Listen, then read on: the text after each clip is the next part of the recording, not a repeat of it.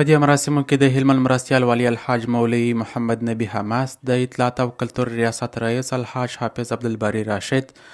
او یو شمېر نورو مسؤلینو ګډون درلود. پیل کې مرستیال والي ښاغلي حماس صاحب د مسجد د بنا د فضایلو اړوند خبرې وکړې. ده وویل د مسجد بنا د مسلمانانو د عبادت ځای او د اتفاق، تعلیم، دیني شعور او ټولنیز اتحاد سپېڅلی مرکز دی. همداراز نوموړي د اطلاعات او کلتور ریاست رئیس ښاغلي راشد څخه مننه وکړه چې د اطلاعات او کلتور ریاست د نوي جوړېدونکې ودانۍ لپاره یې د مسجد د جوړونې افتتاح وکړه.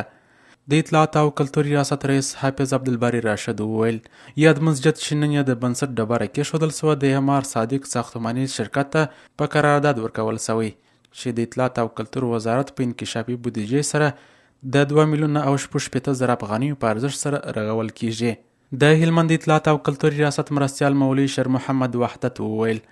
دا مسجد د اطلاعات او کلتور وزارت په انکشافي بودیجې سره په معیاري او اساسي ډول جوړیږي. د هلمند ولایت اطلاعات او کلتور ریاست د نوي جوړېدونکې ودانۍ لپاره چې د یاد ریاست ملکیت کې جوړیږي د یو محراب مسجد د بنسټ ډبره د اطلاعات کلتور وزارت په انکشافي بودیجې سره د 2 میلیونه 6.0 افغانیو په ارزښت د یو لړ مراسمو پر مهال کېښودل شوه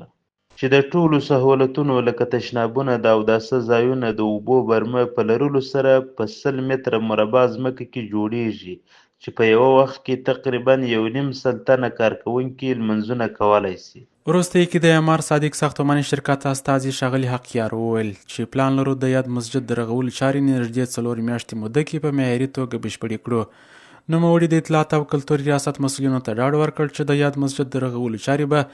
د اصولو مطابق معیاري او پر خپل وخت ترسره سي.